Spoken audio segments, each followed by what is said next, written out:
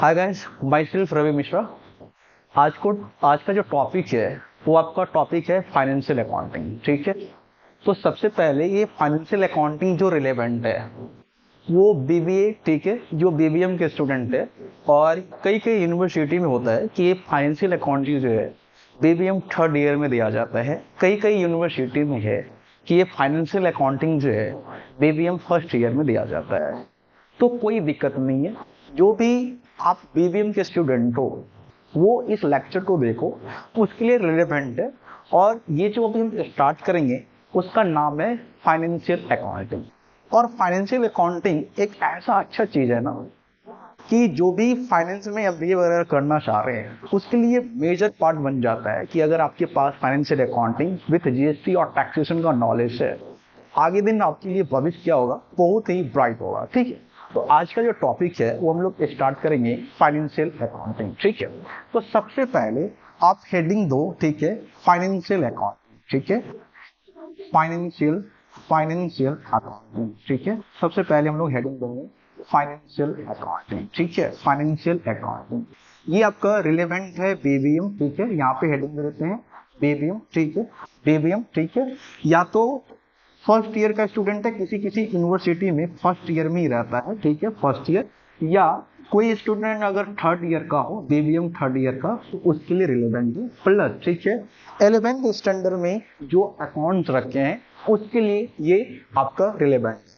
तो सबसे पहले आज का जो टॉपिक है वो आपका है फाइनेंशियल अकाउंटिंग। फाइनेंशियल अकाउंटिंग मैंने ये बोला कि बीबीएम फर्स्ट ईयर के लिए रिलेवेंट है और बीबीएम थर्ड ईयर के लिए रिलेवेंट है। ये दोनों क्यों है, क्योंकि मैं ये बोलना चाहता हूँ किसी किसी सिटी में क्या होता है ना कि financial accounting BBM first year में डाल दिया जाता है और किसी किसी यूनिवर्सिटी में है कि बीबीएम थर्ड ईयर में फाइनेंशियल अकाउंटिंग डालता है। ठीक है, तो सबसे पहले फाइनेंशियल का मतलब क्या होता है और दूसरा क्या होता है अकाउंटिंग का मतलब, ये दो टर्म्स हम लोग जानेंगे। ठीक है, अब फाइनेंशियल का मतलब होता है कोई भी ऐसा ट्रांजेक्शन। ठीक है, अब क्वेश्चन उठता है कि ट्रांजेक्शन क्या बोल रहे हैं। ठीक है, सुनिएगा, कोई भी ऐसा ट्रांजेक्शन, ठीक है, क्या हम बोल रहे हैं, कोई भी ऐसा ट्रांजेक्शन, ठीक है, कोई भी ऐसा ट्रांजेक्शन जो मनी के टर्म्स में रिप्रेजेंट करता हो, ठीक है, जो फाइनेंशियल नेचर का होता हो, ठीक है, उसी को ये अकाउंटिंग आपका क्या करेगा, रिकॉर्ड करेगा। तो सबसे पहले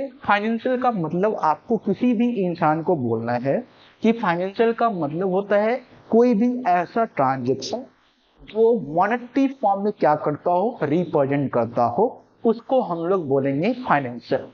अब अकाउंटिंग क्या है वो भी मैं आपको बताऊंगा।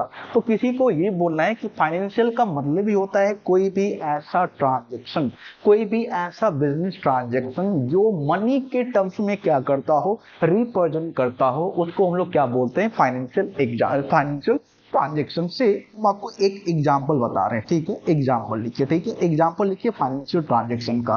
पहला हम दिए जनवरी 1 2023 को। ठीक है, एक ट्रांजेक्शन आपको दिए गुड्स। ठीक है, गुड्स परचेज, अभी केवल हम आपको लिखवा रहे हैं, सारा कुछ समझाएंगे भी। गुड्स परचेज, ठीक है, गुड्स परचेज यहाँ पे लिखना है goods purchase from Ravi rupees 50,000। क्या ये मनी के टर्म्स में रिप्रेजेंट करता है? हाँ, ये करता है। तो ये आपका फाइनेंशियल ट्रांजैक्शन है। फिर जनवरी मान के चलते हैं हम 10, ठीक है, 2023 को एक फिर एग्जांपल बताएं आपको, फर्नीचर। ठीक है, फर्नीचर, ठीक है, फर्नीचर परचेज, ठीक है, फर्नीचर परचेज फ्रॉम रवि, ठीक है, फ्रॉम रवि RS, ठीक है, रुपीज 1 लाख। तो इसका मतलब है कि ये भी आपका मॉनेटरी टर्म्स में रिप्रेजेंट करता है, ये फाइनेंशियल ट्रांजैक्शन है। ठीक है, तो पहले हम दो टर्म से सीखे फाइनेंशियल का मतलब होता है कोई भी ऐसा ट्रांजैक्शन जो मनी के टर्म्स में रिप्रेजेंट करता हो, उसको हम लोग बोलेंगे फाइनेंशियल ट्रांजैक्शन। से हम आपको एग्जांपल ही बताए, goods purchase from Ravi rupees 50,000, तो ये फाइनेंशियल ट्रांजैक्शन है। Furniture purchase from Ravi rupees 1 lakh, तो ये भी आपका फाइनेंशियल ट्रांजैक्शन है, क्योंकि ये मॉनेटरी टर्म्स में क्या करता है, रिप्रेजेंट करता है। अच्छा, कोई ऐसा ट्रांजैक्शन सर बता दीजिए कि जो फाइनेंशियल ट्रांजैक्शन ना हो। बता रहे हैं, कटरीना कैफ बहुत सुंदर है, क्या ये मनी के टर्म्स में रिप्रेजेंट कर सकते हैं? नहीं कर सकते हैं। ठीक है, तो किसी का स्मार्टनेस, ठीक है, किसी एम्प्लॉय का इंटेलिजेंसी, ठीक है, एफिशिएंसी, इस सब को आप मेजर नहीं कर सकते हैं, तो उसको हम लोग फाइनेंशियल ट्रांजैक्शन नहीं बोलेंगे। तो अगर कोई इंसान पूछ दिया कि फाइनेंशियल ट्रांजैक्शन का 2-3 एग्जांपल बताओ, तो ये बता देना है, goods purchase from Ravi 50,000, furniture purchase from, ठीक है, रवि ₹1,00,000, फिर और भी बोल देना फर्नीचर परचेज, बिल्डिंग परचेज ₹1,50,000, हम जो भी बोल रहे हैं बता दो, ठीक है। तो सबसे पहले हम दो टर्म्स देखें, फाइनेंशियल। फाइनेंशियल का मतलब होता है एनी ट्रांजेक्शन, अगर कोई भी ट्रांजेक्शन है तो जो represent in terms of money, देखिए जो मनी के टर्म्स में रिप्रेजेंट करता हो उसको हम बोलते हैं फाइनेंशियल। अब क्वेश्चन होता है अकाउंटिंग क्या है, ठीक है, और ये मोस्ट टाइम पे है, ठीक है। अब अकाउंटिंग का हम आपको मीनिंग बताएंगे, ठीक है। अकाउंटिंग का मीनिंग क्या होता है ये आप लोग लिख लो, ठीक है, लिखिए, ठीक है।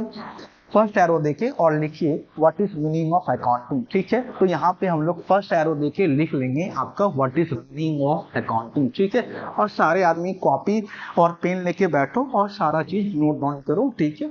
और घर बैठे ही नोट डाउन करो, कोई दिक्कत नहीं होगा, ठीक है। जितना मैं पढ़ा रहा हूँ उतना सफिशिएंट है आप लोग के बीबीएम या 11th स्टैंडर्ड जो 11th के लिए है फाइनेंशियल अकाउंटिंग उसके लिए, ठीक है। तो सबसे पहले आप स्टार्मर लगाओ और लिखो व्हाट इज, ठीक है, लिखो व्हाट इज मीनिंग ऑफ, धीरे धीरे लिखो, मेरे साथ लिखो what is meaning of, what is meaning of accounting. फिर मैं आपको समझा भी दूंगा, ठीक है, what is meaning of accounting, ठीक है, what is meaning of accounting. First arrow देखिए लिखिए, ठीक है, अकाउंटिंग लिखिए, अकाउंटिंग, ठीक है, लिखना है आपको। Accounting is a systematic process of, accounting is a systematic process of, ठीक है, of, पहला लिखना है नंबर 1 आइडेंटिफिकेशन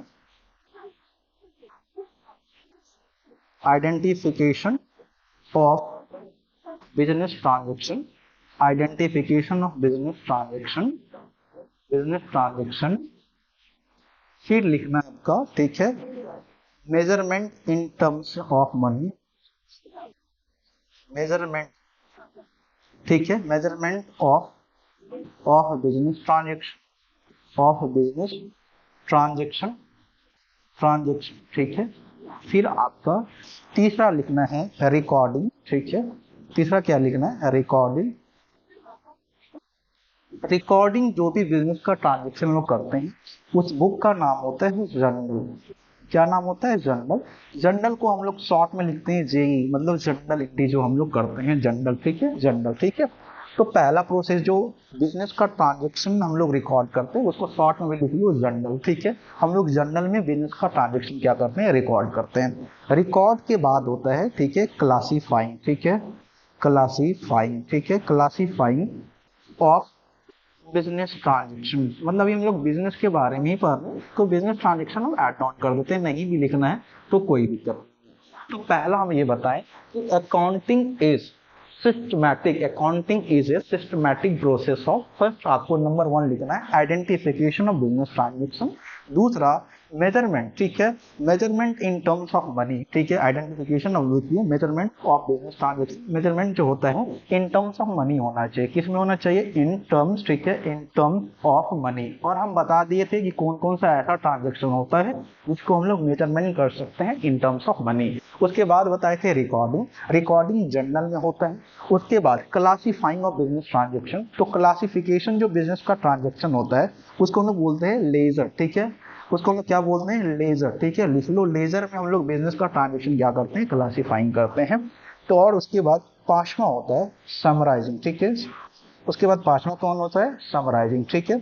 समराइजिंग जो बिजनेस ट्रांजेक्शन करते हैं हम लोग, ठीक है, वो करते हैं आपका ट्रायल बैलेंस, लिख लो ट्रायल बैलेंस, ठीक है, ट्रायल बैलेंस। फिर लिखो ट्रायल बैलेंस के बाद नाम होता है ट्रेडिंग अकाउंट, थोड़ा नाम हल्का अभी दिक्कत होगा, ट्रेडिंग अकाउंट हम साथ में लिखा रहे हैं, आप लोग लिखो, फ्लैश कर दो। ट्रेडिंग अकाउंट के बाद लिख लो आप लोग P&L अकाउंट, ठीक है, कौन सा, P&L अकाउंट, ठीक है, प्रॉफिट एंड लॉस अकाउंट। और उसके बाद लिख लो, ठीक है, समराइजिंग बैलेंस शीट, ठीक है, बैलेंस शीट, ठीक है, ठीक है, क्या लिखना है, बैलेंस शीट। ठीक है, अब यहाँ पे हम लोग लिख लिए, ठीक है, accounting is systematic process of, पहला आइडेंटिफिकेशन ऑफ बिजनेस ट्रांजेक्शन, दूसरा है मेजरमेंट ऑफ बिजनेस ट्रांजेक्शन, तीसरा रिकॉर्डिंग जर्नल में, क्लासिफाइंग, ठीक है, उसके बाद समराइजिंग, ठीक है, उसके बाद होता है समराइजिंग के बाद एनालाइजिंग एंड इंटरप्रेटिंग। ठीक है, तो पांचवा डेफिनेशन के बाद जो उसमें छठा पॉइंट ऐड होगा, ठीक है, वो आपका होगा, ठीक है, क्या, वो आपका होगा 6 पॉइंट एनालाइजिंग एंड इंटरप्रेटिंग। ठीक है, 6 क्या होगा आपका, एनालाइजिंग, ठीक है,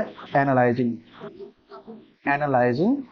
एनालाइजिंग एंड इंटरप्रेटिंग, ठीक है, एंड इंटर, ठीक है, इंटरप्रेटिंग, ठीक है, एनालाइजिंग एंड इंटरप्रेटिंग। ठीक है, उसके बाद सातवां जो होता है कम्युनिकेटिंग,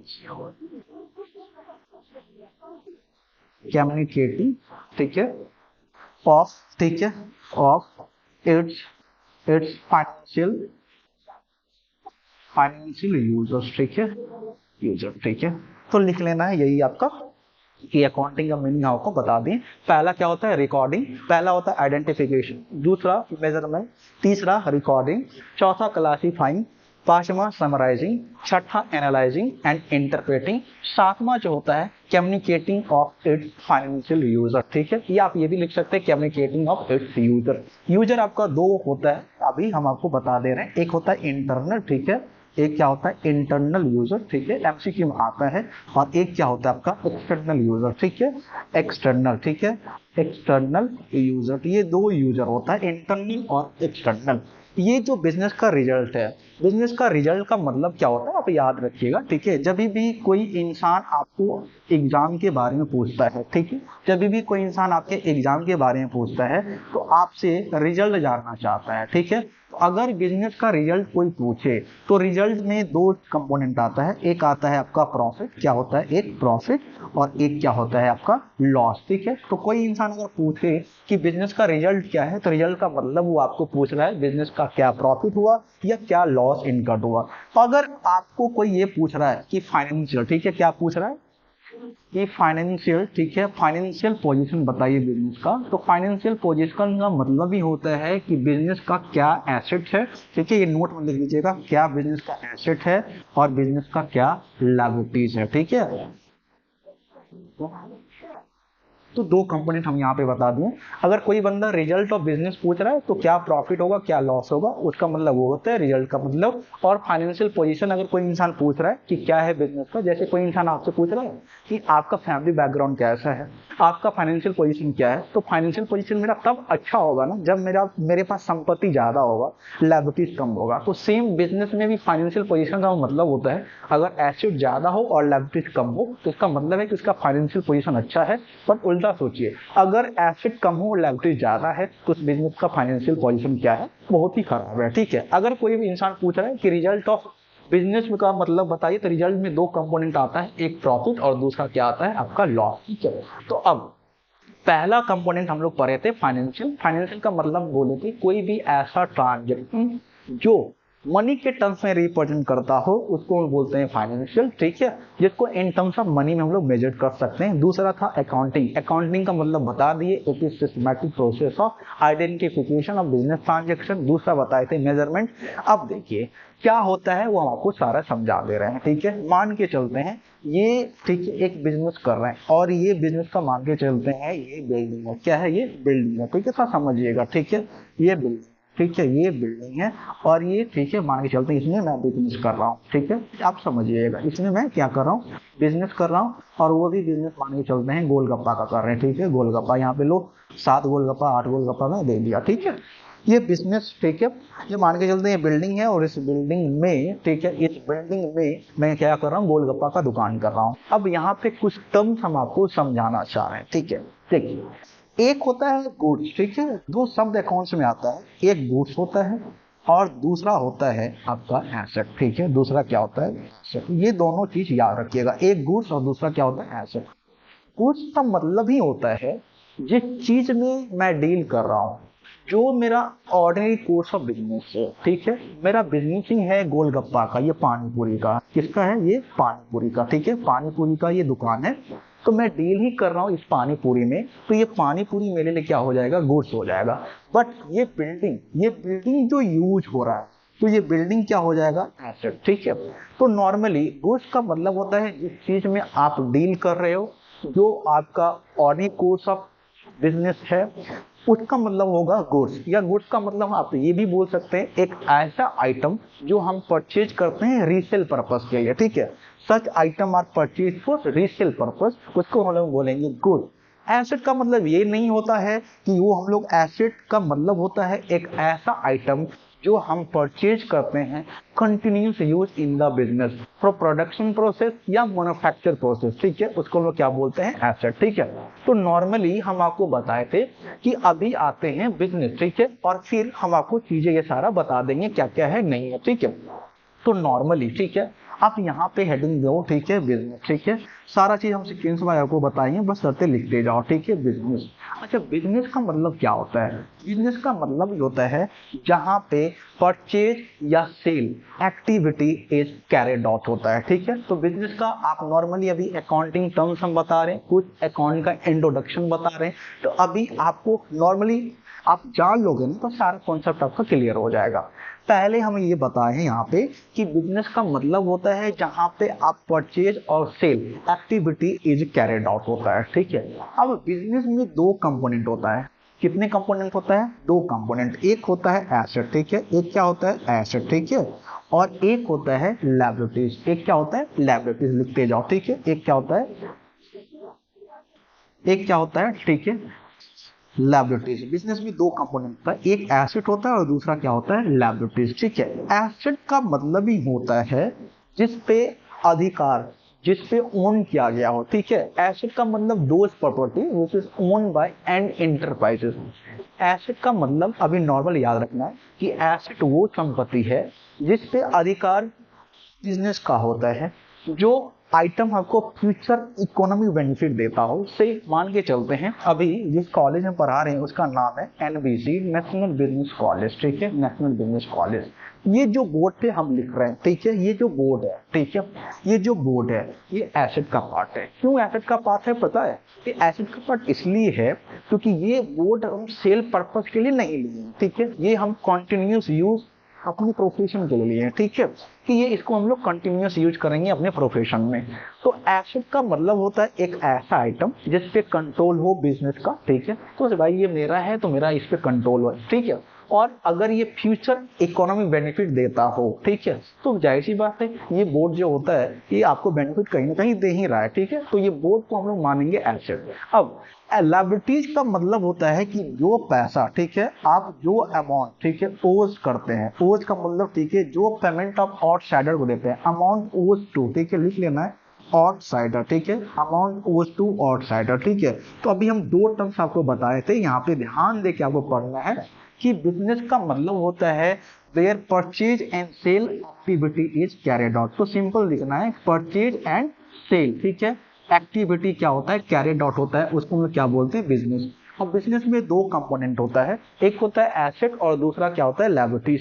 एसेट का मतलब हम बताए थे जिसपे कंट्रोल हो बिजनेस का, जो फ्यूचर इकोनॉमिक बेनिफिट देता हो, जिसका यूज हम लोग कंटिन्यूस बिजनेस पर्पस के लिए लिए हैं कि इसका यूज हम लोग बिजनेस में करेंगे, आइदर सप्लाई ऑफ गुड्स या रेंडिंग ऑफ सर्विसेज उस पर्पस के लिए, या मैन्युफैक्चर ऑफ गुड्स, उसके लिए हम लोग ये एसेट लिए हैं। ठीक है, उसके बाद हम आपको बताए थे कि अमाउंट ओज टू आउटसाइडर, जो पैसा बिजनेस आउटसाइडर को देता है उसको हम लोग बोलते हैं लायबिलिटीज, या उसी को हम लोग बोलते हैं ऑब्लिगेशन। ठीक है, ऑब्लिगेशन या लायबिलिटीज दोनों ही सेम मीनिंग है। ठीक है, तो जो अमाउंट आउटसाइडर को बिजनेस पेमेंट करेगा उसको हम बोलेंगे लायबिलिटीज, और जिस पे अधिकार, जिस पे कंट्रोल हो मेरा, जो फ्यूचर इकोनॉमिक बेनिफिट देता हो, जिसको हम लोग सेल पर्पस के लिए यूज नहीं करते हैं, उसको हम बोलते हैं एसेट। अब एसेट में हम आपको बताएंगे कौन कौन सा एसेट आता है। ठीक है, और ये मोस्ट टाइम भी है कि पूरे लाइफ में आपको काम देगा, types of asset and types of liabilities. ठीक है, तो यहाँ पे लिखिए, ठीक है, एसेट। ठीक है, एसेट यहाँ पे हेडिंग दीजिए। ठीक है, एसेट। ठीक है, और एसेट में आप दो ब्रांच निकाल लो। ठीक है, एसेट में पहले हम आपको बताएंगे, एसेट में एक होता है आपका non current asset. Non current asset, ठीक है, एक क्या होता है आपका नॉन करेंट एसेट। अच्छा, इस नॉन करेंट एसेट का एक और नाम है, लिख लीजिए। ठीक है, फिक्स एसेट। ठीक है, क्या नाम है इसका, फिक्स एसेट। ठीक है, फिक्स एसेट। ठीक है, और एक, ठीक है, उसके बाद दूसरा एसेट है आपका करेंट एसेट। कौन सा एसेट, करेंट। ठीक है, current asset, current asset, current asset को हम लोग बोलते हैं शॉर्ट टर्म एसेट। क्या बोलते हैं? शॉर्ट टर्म, ठीक है, शॉर्ट टर्म एसेट। तो आपको ये लिखना है, ठीक है, कि एसेट का मतलब होता है जिसपे कंट्रोल होता है बिजनेस का, जो फ्यूचर इकोनॉमी देता हो या ये हेल्प करता हो रेवेन्यू जनरेट करने के लिए, ठीक है, उसको हम लोग बोलते हैं एसेट। अब एसेट में दो प्रकार के एसेट है, एक है आपका non current asset. Non current asset को अकाउंट्स में हम लोग बोलते हैं फिक्स एसेट, और करंट एसेट को हम लोग बोलते हैं शॉर्ट टर्म एसेट, ठीक है। अब देखिए, अब ये नॉन करंट एसेट क्या है और करंट एसेट क्या है, ठीक है। देखिए, सबसे पहले हम आते हैं करंट एसेट, ठीक है। करंट एसेट का मतलब ही होता है which is converted into cash. Current asset का मतलब होता है कि ये सच एसेट जो है, ठीक है, सच एसेट यहाँ पे लिखना है, सच एसेट कन्वर्टेड, ठीक है, कन्वर्टेड इनटू कैश, ठीक है। करंट एसेट का मतलब ही होगा एक ऐसा एसेट जो कैश में कन्वर्ट हो जाए, कितने महीना, विद इन 12 मंथ, ठीक है, विद इन, ठीक है, मतलब लिखना है such asset converted into cash, ठीक है। करंट एसेट का मतलब ही होता है, आपको नॉर्मल बताना है कि करंट एसेट का मतलब ही होता है वो एसेट जो कैश में कन्वर्ट हो जाए विद इन 12 मंथ, ठीक है। Such asset converted into cash within 12 month हम लोग लिखेंगे, ठीक है, विद इन 12, ठीक है, विद इन 12 मंथ, ठीक है, विद इन 12 मंथ, ठीक है।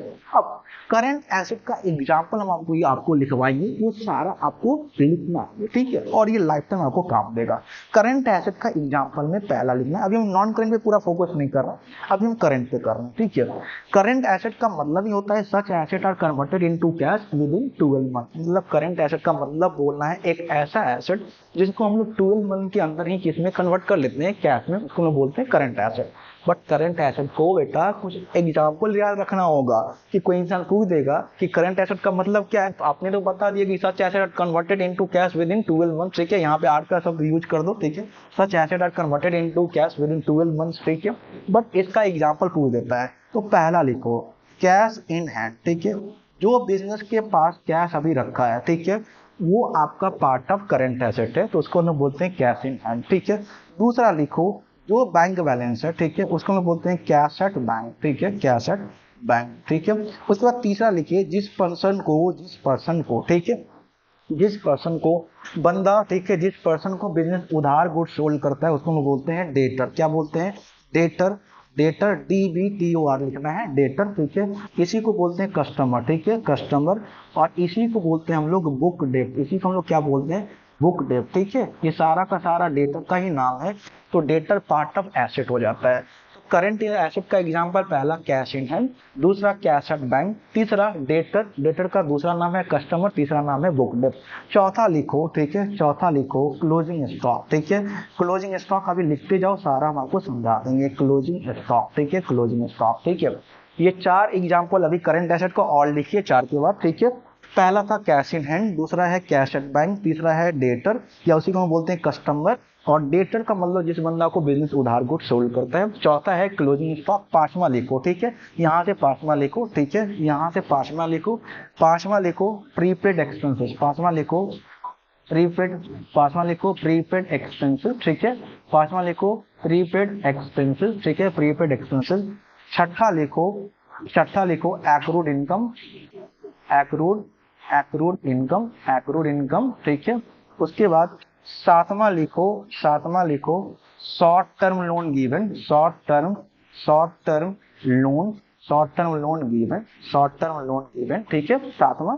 इतना एग्जांपल लिखा था नहीं कि लाइफ टाइम आपको दिक्कत नहीं होगा। तो पहला लिखाए थे कैश इन हैंड, दूसरा लिखाए थे कैश एट बैंक, तीसरा डेटर, चौथा क्लोजिंग स्टॉक, पांचवा प्रीपेड एक्सपेंस, छठा एक्रूड इनकम, सातवां शॉर्ट टर्म लोन गिवन है। उसके बाद आठवां लिख लो, ठीक है, आठवां लिख दो करंट इन्वेस्टमेंट, करंट सारा समझा भी देंगे, करंट इन्वेस्टमेंट, ठीक है, इन्वेस्टमेंट, ठीक है, करंट इन्वेस्टमेंट। देन उसके बाद आठवां हो गया। नाइन्थ लिख लो मार्केटेबल सिक्योरिटीज, ठीक है, मार्केटेबल सिक्योरिटी, ठीक है।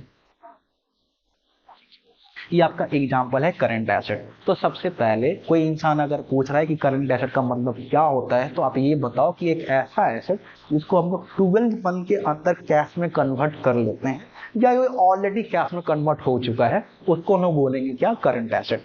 अब करंट एसेट का कोई एग्जाम्पल पूछ देगा, अब बताओ कैश इन हैंड, जो बिजनेस के पास कैश रखा हुआ है, कैश एट बैंक, जो बिजनेस का पैसा बैंक में रखा हुआ है, cash at bank. Debtor, debtor का मतलब जिस बंदा को बिजनेस उधार गुड सोल्ड कर रहा है, फ्यूचर में उससे पैसा रिसीव करता है, उसी को बोलते हैं डेटर, उसी को बोलते हैं कस्टमर, उसी को बोलते हैं बुक डेट। उसके बाद छठा क्लोजिंग स्टॉक। क्लोजिंग स्टॉक जो होता है ये पार्ट गुड्स है, जो साल के, sorry, closing stock part of asset है, बट नॉर्मली जो आप परचेज करते हैं ना गुड्स, साल के अंत में वही बच जाता है, तो उसी को हम लोग बोलते हैं क्लोजिंग स्टॉक। क्लोजिंग स्टॉक का मतलब नॉर्मली बोलना है ये पार्ट ऑफ अनसोल्ड गुड्स है, जो गुड्स अभी तक साल के अंत तक दिखा नहीं है, उसको हम बोलते हैं क्लोजिंग स्टॉक। प्रीपेड एक्सपेंसेस, कोई एक्सपेंस आपने पहले ही पेमेंट कर दिया, मतलब उस एक्सपेंस अभी इनकर्ड हुआ नहीं बट आप उसको पहले ही पेमेंट कर दिया, तो उसको हम बोलते हैं प्रीपेड एक्सपेंसेस। एक्रूड इनकम, कोई ऐसा इनकम जो आपका अर्न हो चुका है बट कैश में नहीं मिला, उसको हम बोलेंगे accrued income. Short term loan given, अब मान के चलते हैं किसी बंदा को आप लोन दिए बट कंडीशन रख दिए कि 1 साल के अंदर ही लोन आपको हमको रिटर्न करना पड़ेगा, तो उसको हम बोलते हैं शॉर्ट टर्म लोन गिवन, मतलब आपका ये रिफंड जो हो जाएगा with in 1 operating cycle. Current investment, अगर किसी कंपनी का शेयर या बॉन्ड परचेज कर रहा हूँ, साथ में ये इंटेंशन है कि इस शेयर या बॉन्ड को मैं 1 साल के अंदर ही कैश में कन्वर्ट कर लूंगा, तो उसको हम लोग बोलते हैं करंट इन्वेस्टमेंट। मार्केटेबल सिक्योरिटीज का मतलब ये हाईली लिक्विड होता है, इसको हम लोग 6 महीना के अंदर ही कैश में कन्वर्ट कर सकते हैं, तो 1 साल तो दूर का बात हो गया, तो भी ये आपका किस में आ जाएगा, आपका करंट एसेट में। ठीक है, अब आते हैं नॉन करंट एसेट। ठीक है, नॉन करंट एसेट एक ऐसा एसेट होता है जो हम लोग नॉर्मली इसको हम लोग परचेज करते हैं बिजनेस में यूज करने के लिए, इसको नॉर्मली सेल पर्पस के लिए हम लोग नहीं परचेज करते हैं। ठीक है, तो याद रखना such item are not purchase for sale purpose. ठीक है, ये आइटम हम लोग परचेज करते हैं continuous use in the business. ठीक है, तो नॉर्मली अगर कोई इंसान अगर पूछ रहा है कि नॉन करंट एसेट का मतलब क्या होता है, तो बोले एक ऐसा एसेट जो हम लोग कैश में कन्वर्ट के लिए नहीं इसको परचेज करते, इसको हम लोग कंटिन्यूअस यूज बिजनेस में करने के लिए परचेज करते हैं, और ये हमको हेल्प करता है जनरेटिंग ऑफ रेवेन्यू में। ठीक है, तो क्वेश्चन उठता है कि नॉन करंट एसेट का एग्जांपल कौन कौन सा होगा, तो पहला लिख लीजिए यहाँ पे। ठीक है, प्लांट एंड मशीनरी। ठीक है, एंड मशीनरी। दूसरा लिख लीजिए फर्नीचर एंड फिक्चर। ठीक है, फर्नीचर एंड फिक्चर। ठीक है, फर्नीचर एंड फिक्सर्स। तीसरा लिख लीजिए, ठीक है, land and building. Land and building. ठीक है, उसके बाद चौथा लिख लीजिए, ठीक है, कंप्यूटर हार्डवेयर। Computer hardware. ठीक है, उसके बाद पांचवा लिख लीजिए, ठीक है, पांचवा। ठीक है, उसके बाद पांचवा लिख लीजिए non current investment. Non current investment. Non current investment. Non current investment. ठीक है, तो पहला प्लांट एंड मशीनरी, दूसरा फर्नीचर एंड फिक्सर, तीसरा लैंड एंड बिल्डिंग, चौथा कंप्यूटर हार्डवेयर, पांचवा नॉन करंट इन्वेस्टमेंट। और लिखिए इसका एग्जांपल। ठीक है, और इसका एग्जांपल लिखिए, और एग्जांपल लिखिए। ठीक है, और एग्जांपल इसको मैं हटा दे रहा हूँ, और लिखिए एग्जांपल। ठीक है, उसके बाद लिखिए आपका छठा, लिखिए गुडविल। गुडविल। ठीक है, गुडविल। उसके बाद लिखिए सातवां पेटेंट राइट। सारा समझा देंगे। ठीक है, पेटेंट राइट। फिर लिखिए उसके बाद आठवां। ठीक है, आठवां लिखिए आप कॉपीराइट। ठीक है, कॉपी राइट। ये सारा आपका है नॉन करंट एसेट का एग्जाम्पल। आज हम लोग यहीं तक रुकेंगे। आज हम लोग देखिए पहला कि पहले हम देखे थे कि हम लोग आज का जो क्लास है वो फाइनेंशियल अकाउंटिंग पे है। तो पहला हम बताए थे कि फाइनेंशियल का मतलब ही होता है कोई ऐसा ट्रांजेक्शन जो मनी के टर्म्स में रिप्रेजेंट करता हो। कोई ऐसा ट्रांजेक्शन जो मनी के टर्म्स में रिप्रेजेंट नहीं करता हो उसको हम लोग फाइनेंशियल नहीं बोलेंगे। उसके बाद हम बोले थे अकाउंटिंग। अकाउंटिंग का अभी हम मीनिंग केवल बताएं, उसमें हम लोग विशेष चर्चा करेंगे, क्योंकि अभी आपको अगर टोटल थियोरी बोल देंगे ना तो आपको मन नहीं लगेगा लेक्चर सुनने में। ठीक है, अकाउंटिंग इज सिस्टमैटिक प्रोसेस बताए थे of identification, measurement, recording, classifying, summarizing, analyzing and interpreting and communicating its, ठीक है, यूजर। ठीक है, फाइनेंशियल यूजर। ठीक है, अब यूजर भी बताए थे दो प्रकार का होता है, एक होता है इंटरनल, एक होता है एक्सटर्नल। तो हम आपको बताए थे बिजनेस। बिजनेस का मतलब होता है नॉर्मल, सिंपल से याद रखना है कि बिजनेस का मतलब ही होता है जहां पे परचेज या sale activity is carried out. फिर हम बोले थे बिजनेस में दो कंपोनेंट होता है, एक होता है एसेट और एक होता है लायबिलिटी। एसेट का मतलब होता है जिसपे कंट्रोल बिजनेस का हो, जो हेल्प करता है रेवेन्यू जनरेट करने में, जो हेल्प करता है आपको प्रॉफिट अर्न करने में, उसको हम बोलते हैं एसेट। लायबिलिटीज का मतलब होता है कि जो अमाउंट हम लोग आउटसाइडर को पेमेंट करते हैं उसको हम बोलते हैं लायबिलिटीज, ठीक है।